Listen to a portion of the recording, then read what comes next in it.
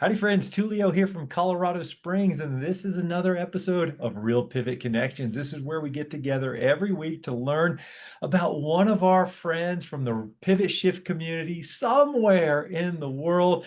And this should be a fun one. We're going over to New York to visit with Evantz Saint-Gerard. How are you, Evans? I am great. Thank you so much, Tulio, for doing this. As you mentioned, I'm in Queens, New York, to be specific, downstate New York. And the areas that I service are Queens, Long Island, Brooklyn, and the Bronx. And my team, that's me and my business partner in the back, that's Dean Wave. And we pretty much our business is pretty much sellers. We work with a lot of sellers. A lot of people are selling for whatever reason, and that's what we're here for, to help them out. All right. All right. Well, you know what? First of all, and what we do on this is about you. We're going to learn about you as a human, as a person. We're going to talk a little bit about real estate, but I want to hear your story today. That's really what I want to hear. I've seen you on Pivot. I've seen you moving around. I've seen you working and stuff.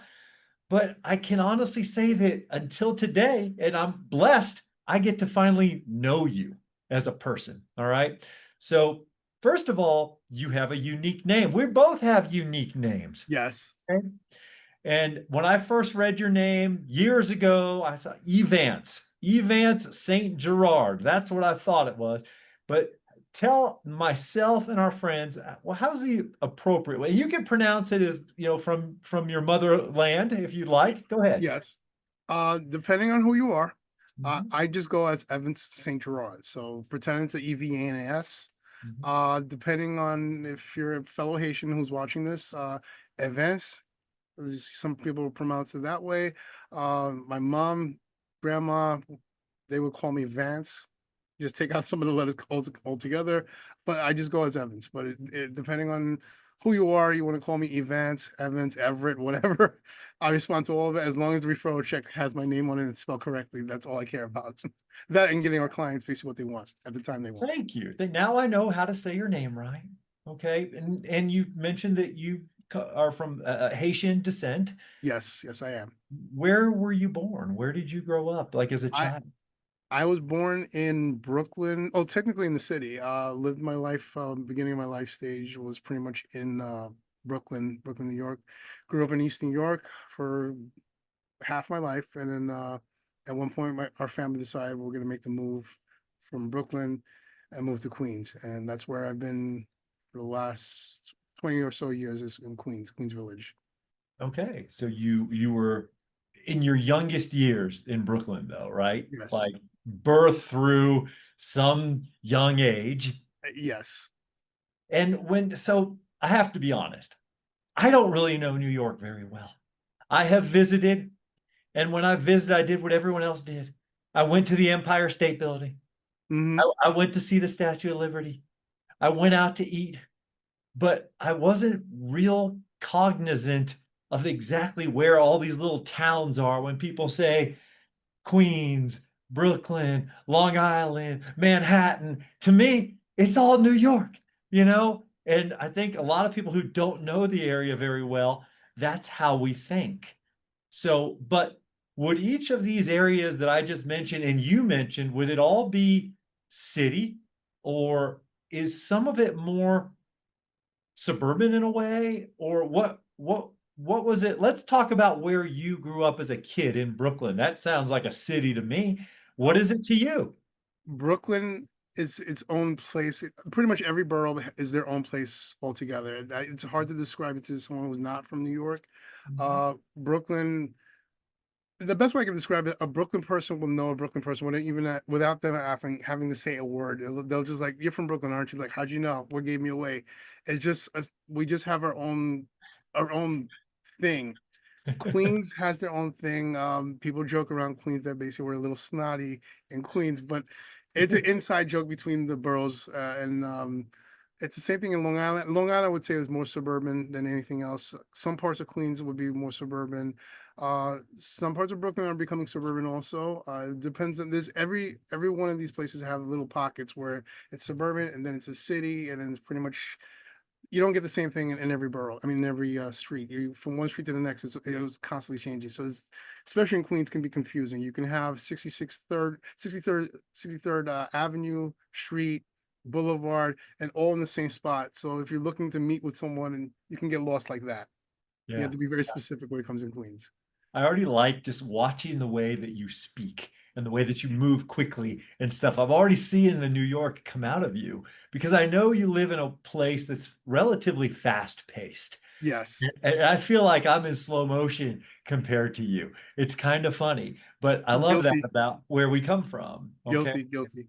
And the Yeah. city is its own animal altogether. It's its own animal. And then Long Island, there's a thing people joke around, especially if you're from Long Island. You don't say in Long Island, you say on Long Island. So if Um, you're ever in New York and you say I'm going in Long Island, you could be getting yourself into trouble. So always say I'm going on. You know, I have a friend who lives on Long Island, not in Long Island. You're going into the city, but you're going on Long Island, or you live on the Long Island. Now, I know that it's easy for us to say, well, it's all I've ever known when you grew up there. But tell me what it was like your youth, literally from being a child to like through middle school or junior high level. What do you remember about that age in your life and like with friends, with family, what you did on weekends, what you did after school, what your summers were like? Share a little bit about that as a kid growing up Brooklyn.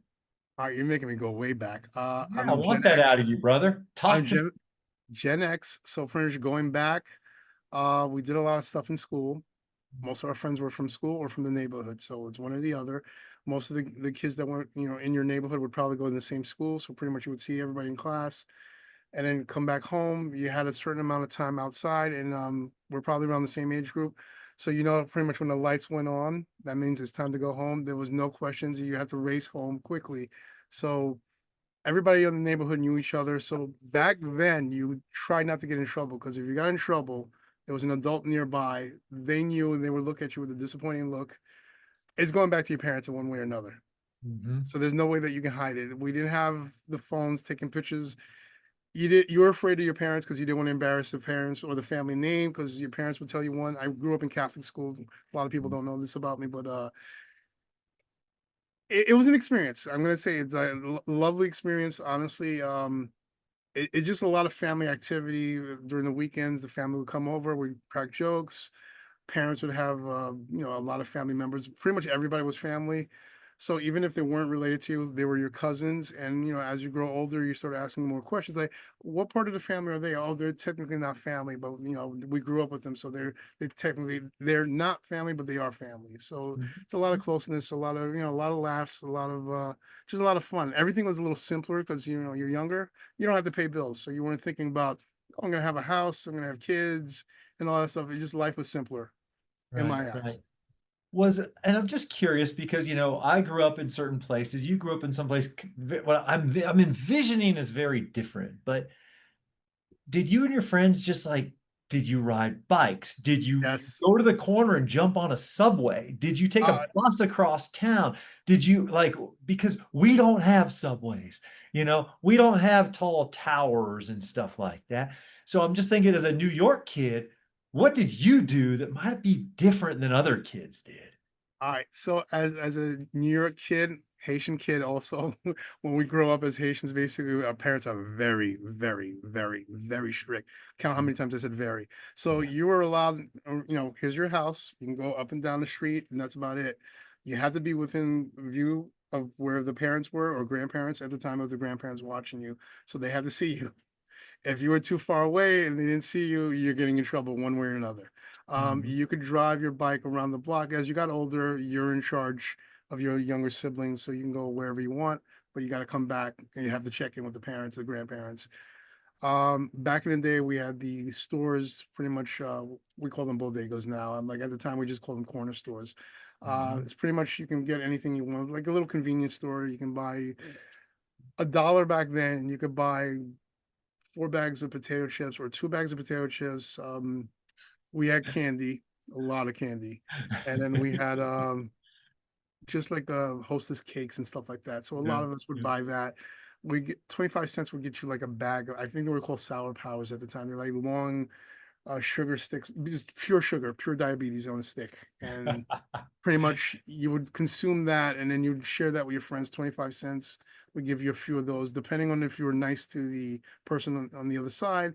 They'd slip you a couple extra pieces of candy. Of course, your parents wouldn't appreciate that, but it is what it is. But we had a good time back then. And a lot of people I grew up with, still friendly with, thanks to Facebook, we stayed in contact. And a lot of them I've sold houses for. So stayed Yeah. in contact with a lot of people. Evans, as you got older, say as you started to go to like high school age, what did you find yourself into? What was your thing? What was your maybe your sport or your music or your activity that you remember back during that age, maybe doing with friends, maybe it was just yours. You started to go, man, I'm good at this. You know, what Uh, was that?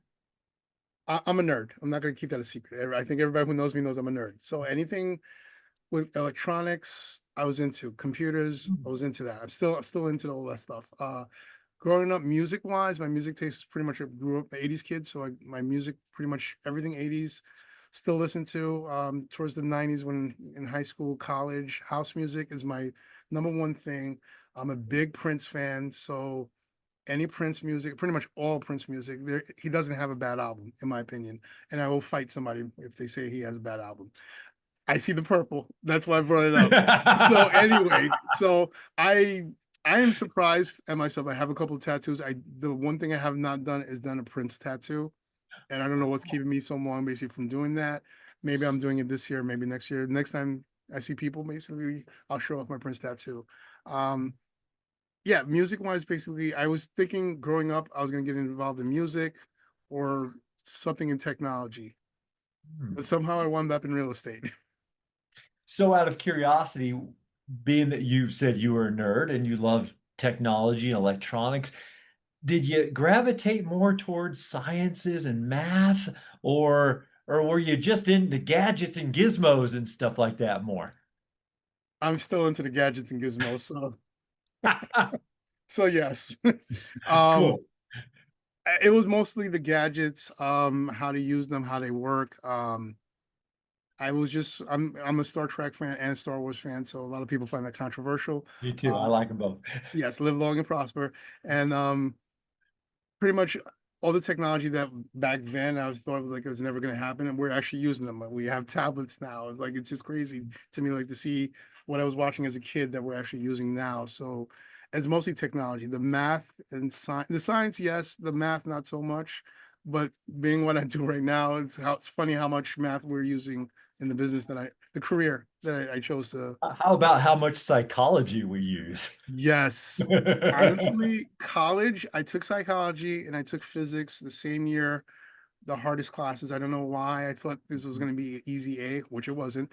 But knowing what I knew once I finished the classes, a lot of the stuff that I took in college and high school and all the jobs I had in between does come to play in what I do right now. A lot of psychology. Now, for a lot of young people, they're when they're 14, 15, or 16, they have a first job. What was a first job? What's the first job that you actually got a paycheck for? Not just maybe cutting a yard or something like that, but something you actually had to show up, work, and every 2 weeks you got a check.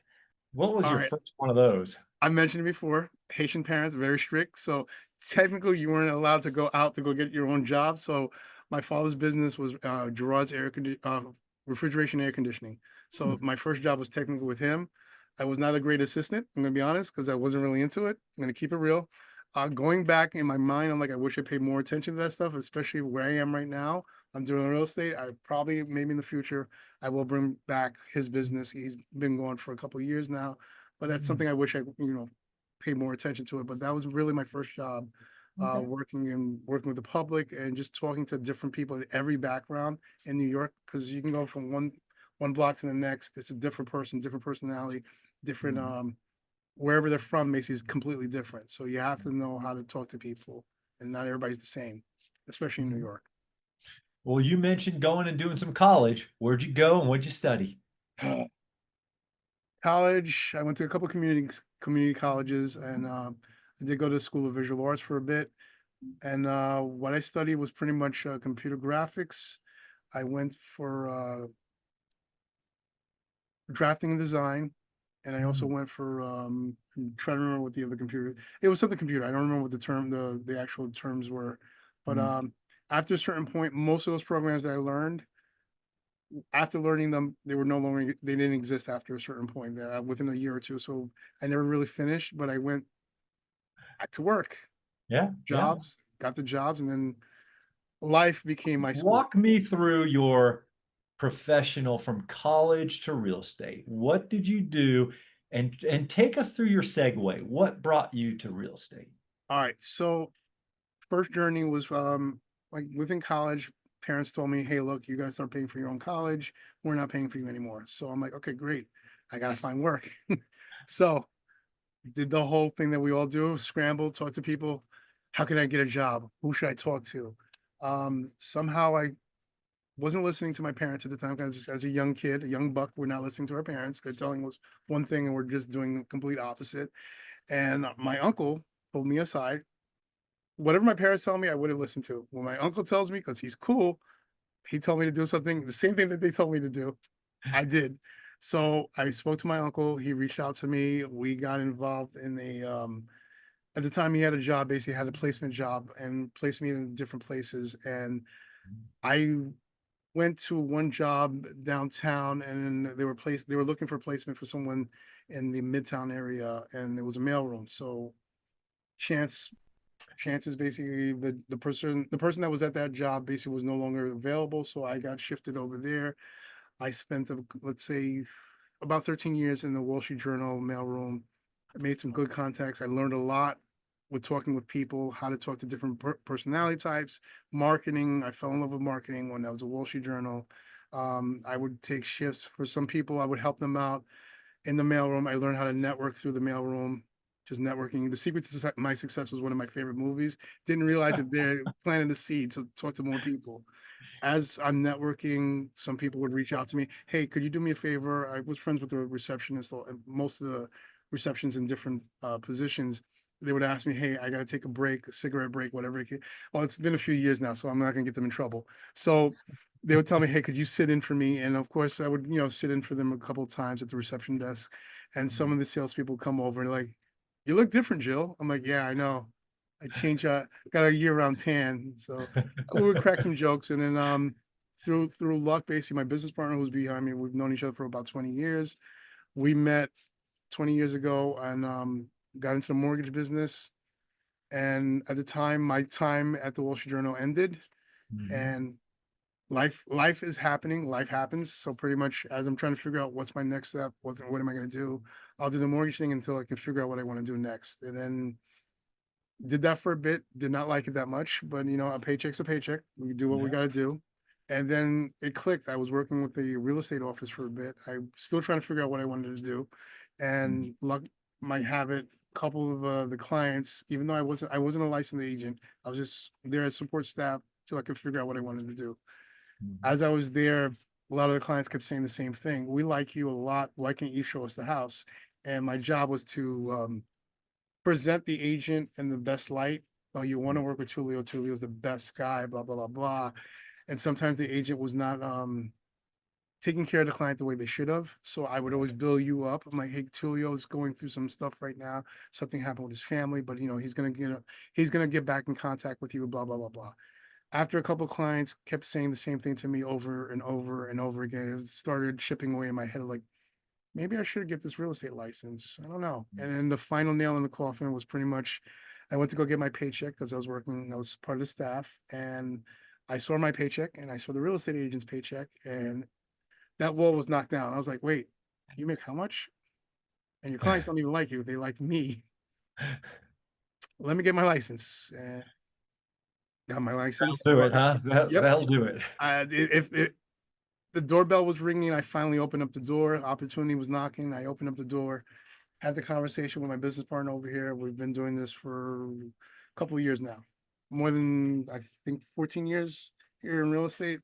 I didn't think I was gonna last. I'm gonna be honest with you. I didn't think I was gonna last. I figured, all right, I'll do real estate till I figure what I want to do next. And then it dawned on me, this is what I was meant to do. Mhm. Because we live and work in such different types of places, I'm curious. I think other people who don't know what city real estate is like.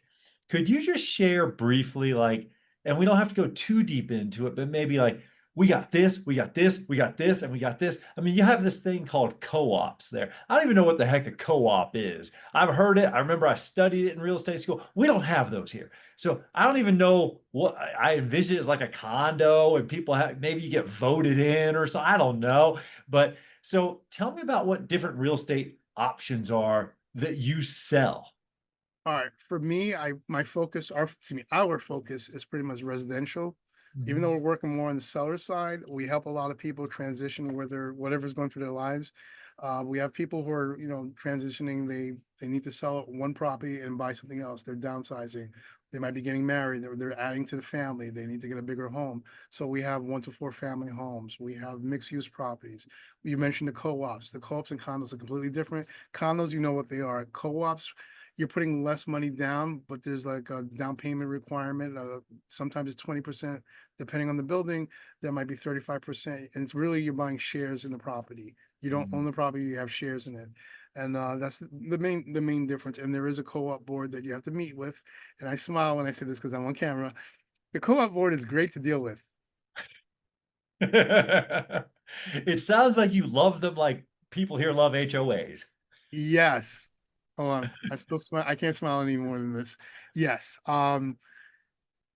Every building is different. One is, even though they're on the same block, they have the same management, but each building is run completely different. So this is where the people skills comes in involved, from my training, I guess, beginning of my life. Just the stuff that I've been doing previously, it just comes into play. It's like, all right, you know what? Gotta keep smiling like you're smiling right now. When I don't feel like smiling, like, okay, great. I'm sorry to hear that. Well, how can we fix that problem? Okay, great. Thank you. And it's just all the training, Mike Ferry, Tom Ferry, KW, it comes into play. Everything comes into play where you're dealing with different people. You have to come at it at a different angle, to get what your client needs and stuff like that. Yeah. I'm just curious, Evans. You grew up having a lot of family around you. Do you still have a considerable family base around you, New York We area? It's funny you mentioned that. I had some cousins that just came down from Canada.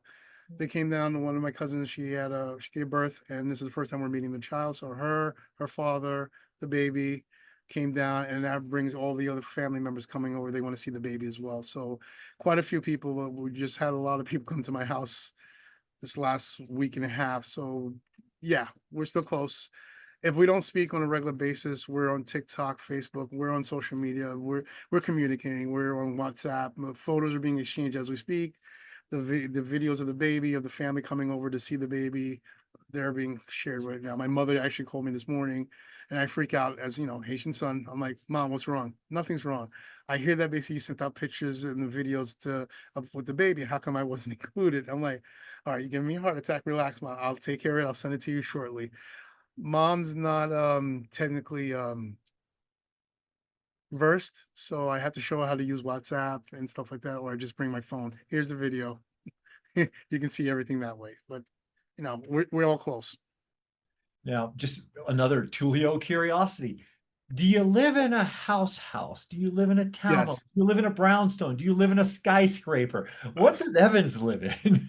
I live in a ranch, not like the ranch that you have out there. It's a ranch. It does have a basement. Most of the time, I'm in the basement because it's too hot upstairs. I'm in the basement doing whatever I'm doing. I mean, I have my office down there, and I usually sleep down there because it's just cooler. I have a gym that I don't use in the basement also, but it is what it is. I So I you, like spring okay. because I don't have to shovel during the snow time. So whenever it's snowing, it's not my favorite time of the year because I'm looking for those kids that we used to have that would shovel the driveway. They are not around. They show up when I'm finished the driveway and I'm about to pass out. That's when they show up. So ranch home in Queens is where I live. So a traditional home, does the home have a backyard? Yes. Okay. Am I in the backyard that much? No.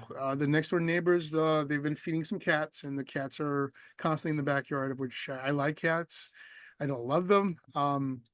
So whenever we're doing a barbecue, we have a big family come over. We're doing barbecues, and every occasion there's a cat. I'll make the mistake if a burger slides through the grate, take it out, throw it over to the cats. They start eating, and I'll turn my head. I'm talking to a cousin because I'm the barbecue guy. Even though I'm a vegetarian, life is funny. I'm the vegetarian in the family, and I'm cooking the hamburgers, and family members are staring at me as I'm cooking because I always get goaded into cooking for everybody. I'm not the best barbecuer, but you know what? It's funny to me that the vegetarian is cooking the hamburgers. Anyway, I'm feeding the cats. I'll feed one cat. Next thing I know, there's like five other cats sitting there, and I'll turn around like, wow, they multiply like that. All right. Well, I've already feel like I've gotten to know you because I didn't really, I knew who you were and I knew your name, I knew where you were, but I didn't know you. And now I feel like I know you a lot better. So thank you. Now I'm going to do a speed round of questions with you. Oh God. Okay. Quick answers to this one. I kind of have a feeling I know the answer to this first one, but if you were to jump in your car right after your day ends and turn the radio on and it was music, what genre of music would be on the radio in the House car? music, house music, or house music. Okay, House okay. music from the '90s. It's got to be from the '90s. It's got a pumping If bass. if you were to rewind to your youth and think to what a quintessential meal, maybe a Haitian meal that your mom or a grandma made that is Haitian cooking. What would a meal be that takes you back to your youth? This is controversial. My mother still makes this rice. I love it. It's the brown rice with brown peas. But typical Haitians, we have the black rice. We call it black rice and black peas. I'm not a fan of that. I prefer the brown rice. That's mom makes that. She makes lasagna also. She does the vegetarian one. I know that she wants something, but I'm still gonna gobble it up. If you could get tickets to go see a sports team in your area, and it's like a treat to get to go see that team, what would be the hot ticket for you? Yankees, Nice. front row Yankees. Where does Evans go for his vacation when it's a relaxing vacation to get away? What's a vacation? um, I would say Miami, South Beach. Okay. I still If, think I'm 20, but I like the beach too. If you're not reading a business book or a self-development book, maybe you're on a flight to Miami and you're reading something to relax that you're going to keep reading on the beach in Miami. What genre do you enjoy that just takes you away, that is a vacation in your mind? it'll be something sci-fi. Most likely it's gonna be comic book. They have trade paperbacks. I'll probably read something like that. If it's not real estate or business, it's gonna be a trade paperback comic book. Final question. If you could spend time 1 hour interviewing one Mm. person, and it's anyone living or no longer with us, who would that person be that you'd spend I that think hour? you know the answer. I'm gonna go with this one. Prince. That's Prince. awesome. Yes. Very cool. I ask that question to everyone, and I get such a variety of answers. It is so cool. And I think Prince would be awesome. So, I, I'm gonna throw that question right back at you. Who would you interview? oh my goodness. Gosh, that is a wonderful man. For someone who asks it as much as I do, you jump from actors that you really enjoy watching to maybe, just famous people. Like if I were to go back in time, I think it'd be Abraham Lincoln. Okay, that's an If it interesting. if it were an actor, it'd be Christopher Walken. If it were like deep, deep, deep, it would be Jesus. That's a really good one. Yeah. And if it was just personal, it would be my father, who I lost about 7 years ago. My condolences. And it's just, when you have a parent that passes, you're like, I didn't learn this about you. I wish I was better about this. So those are my different people from different things, different places, different eras, different times. I didn't give you much time to think about it, but I think Oh, that's well, super I cool. it's funny you mentioned it because I was thinking about my father, but I'm like, all right, you know what? I know a lot about dad, but Prince, dad could be watching, like, why is he interviewing this guy? Why is he not talking to me? Well, we'll all be back together someday, and then you could tell your dad all about your fictitious interview with Prince. All right, my friend. Thank you so much for joining me and sharing with me and our friends in the Pivot community more about you. Guys, if you don't have Evantz Saint-Gerard programmed in your phone, Evans, go ahead and share your phone number with everybody. My phone number is 917-975-5985. I'll say it again because I am a New Yorker and I do talk fast. 917-975-5985. You can also find me on Instagram, TikTok, Facebook. My screen name is Evans, that's Evantz, sells homes, and I'm part of Team NWE. That's Dean back there. That's pretty much it. You can find me on all social media platforms. All right. Thank you so much, my friend. Hey, friends, we do this every week. It's called Real Pivot Connections. You watch us on Saturdays and over the weekends, and I'm going to keep doing this every week where we bring you more information, where we get to deep dive into our friends and learn more about them. Thank you, Evans. Thank you, Tulio. All right. Take care, everybody. We'll see you soon.